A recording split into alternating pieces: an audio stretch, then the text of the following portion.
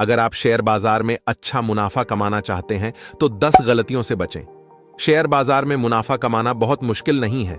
अगर आप निवेश करते समय कुछ बातों का ध्यान रखें तो आप शेयर बाजार में अच्छी कमाई कर सकते हैं। कुछ गलतियों से बचकर आप शेयर बाजार में अच्छा मुनाफा कमा सकते हैं। शेयर बाजार को समझने के दौरान हम अक्सर कुछ गलतियां कर बैठते हैं, जिसके परिणाम स्वरूप भारी नुकसान होता है। तो हम इन गलतियों से कैसे बचें ताकि हम शेयर बाजार में अच्छा मुनाफा कमा सकें? 1. गलत शेयरों का चुनाव। पहली गलती यह होती है कि हम सही शेयर नहीं चुन पाते। निवेश लंबे समय के लिए कर रहे हैं तो खास तौर पर इस पर ध्यान दें। इस गलती से बचने के लिए हमें किसी कंपनी का 5 साल का रिकॉर्ड चेक करना चाहिए। इसके बारे में screener.in, ncguide.com, equitymaster.com जैसी वेबसाइट्स पर जाकर कंपनी के बारे में जानकारी ली जा सकती है। कुछ खास बातों पर ध्यान देना चाहिए। सबसे पहले यह देखें कि कंपनी का return on capital employed, ROCE, compound annual growth rate, CAGR, price of earning ratio, PER क्या है। ROCE की दर 15% से ऊपर अच्छी होती है। CAGR कंपनी का सालाना ग्रोथ रेट है, जो 10% से ऊपर हो अच्छा है। इसी तरह PE रेशियो 20% से कम हो तो ठीक कहा जा सकता है। PE रेशियो कम इसलिए क्योंकि इससे पता चलता है कि कंपनी की शेयर अर्निंग का कितना गुना मूल्य शेयर बाजार में है। यह जितना कम हो उतना ही अच्छा है। उदाहरण के लिए आंध्र पेपर कंपनी की बात करें तो इसकी PE रेशियो केवल 5% है, जो कि बहुत अच्छी है। ROCE 18%, यह भी अच्छी है। CAGR 9%, यह थोड़ी कम है।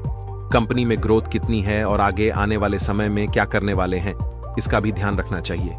इसके अलावा कंपनी का इकोनॉमिक मूवआउट भी देखें। यह खास बात है जो कंपनी को दूसरी कंपनियों से अलग बनाती, जैसे उसकी लोकेशन, टेक्नोलॉजी, रॉ मटेरियल में पकड़, कस्टमर से लंबा अग्रीमेंट आदि। ये कंपनी को बढ़िया निवेश के लायक बनाते हैं।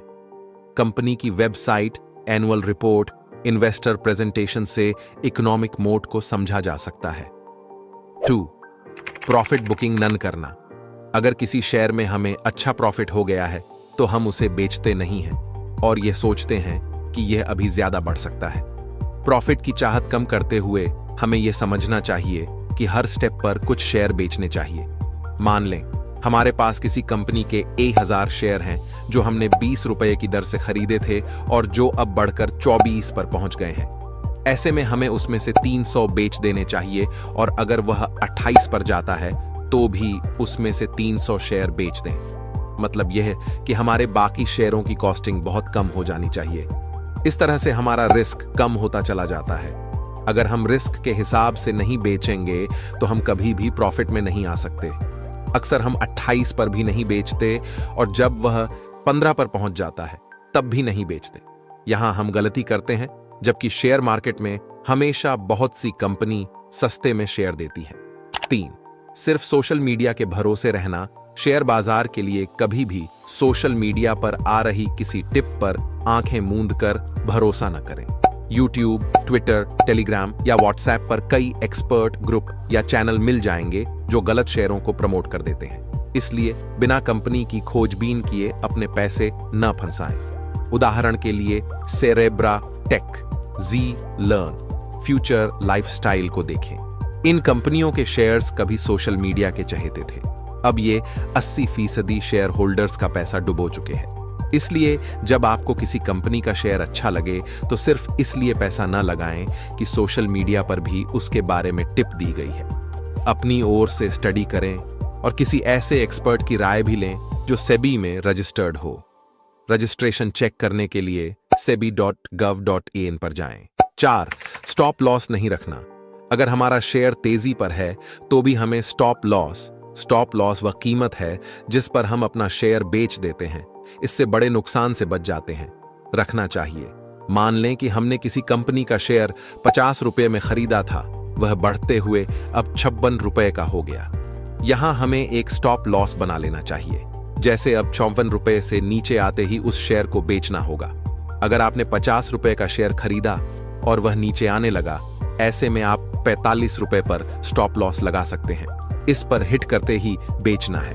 अगर स्टॉप लॉस को मेंटेन नहीं करेंगे तो भारी नुकसान उठा सकते हैं। वहीं लंबे टाइम के निवेशक स्टॉप लॉस 25% तक रख सकते हैं, क्योंकि उनका रुझान कम से कम 1 साल का हो सकता है।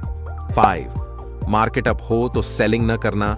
स्टॉक मार्केट जब ऊपर होती है तब सेलिंग करनी चाहिए, पर हम सेलिंग नहीं करते।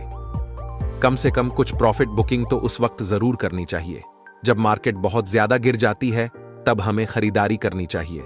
यह ध्यान रखना चाहिए कि पूरा पोर्टफोलियो न बेचें, तो कम से कम 40% तो बेच सकते हैं। ज्यादातर लोग उल्टा करते हैं कि तेजी में खरीदते हैं और मंदी के डर से बेच रहे होते हैं। 6. पैनिक में शेयर बेचना।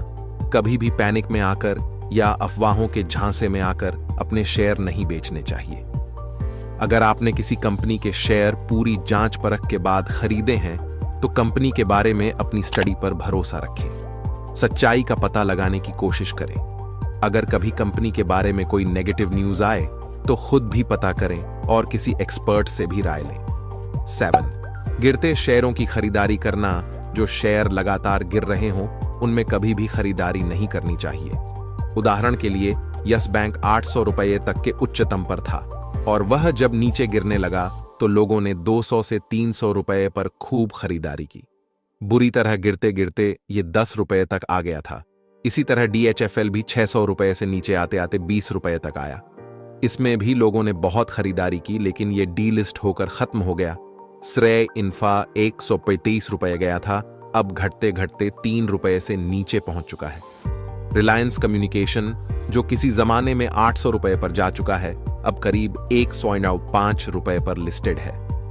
रिलायंस पावर का IPO 500 रुपये पर आया था और अब करीब 12 रुपये पर लिस्टेड है। गिरती हुई कंपनियों से हमेशा दूरी बनाकर रखें। 8. घाटे वाली कंपनियों के शेयर लेना। ज्यादा लोन।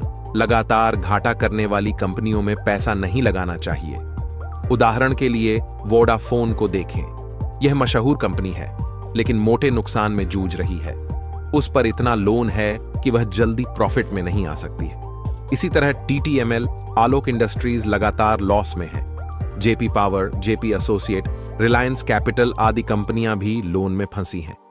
इनके बढ़ने की उम्मीद कम है, इसलिए ऐसी कंपनियों से बचें। 9. गलत सेक्टर में पैसे लगाना। गलत सेक्टर में पैसा लगाना, जैसे कि एयरलाइंस, शिपिंग, सिनेमा कंपनियां आदि, इसमें आपको ज्यादा ग्रोथ नहीं मिलेगी। स्टार्टअप की जो स्लॉट बुकिंग कंपनी है, जैसे जोमाटो, पेटीएम पॉलिसी, बाजार आदि ने भी लोगों का बहुत नुकसान किया है। ऐसी ही बहुत सी कंपनी हैं जिनकी वजह से हम गलत सेक्टर में पैसा लगा देते हैं। हमेशा अच्छे सेक्टर में पैसा लगाएं। ऐसी कंपनी चुनें जो प्रॉफिट मेकिंग हो। यहां एयरलाइंस का मतलब यह नहीं कि एयरपोर्ट ऑपरेटर या इंजीनियरिंग कंपनियों में निवेश नहीं कर सकते, बल्कि इनमें निवेश करना चाहिए। देन तुरंत भारी कमाई की कोशिश। कभी भी कॉल ऑप्शन, किसी शेयर का कॉल ऑप्शन खरीदना, यानी शेयर का प्राइस बढ़ने या घटने पर दांव लगाना। इंट्राडे ट्रेडिंग, एक दिन में शेयर खरीदना और उसी दिन बेच देना, में पैसा नहीं लगाना चाहिए।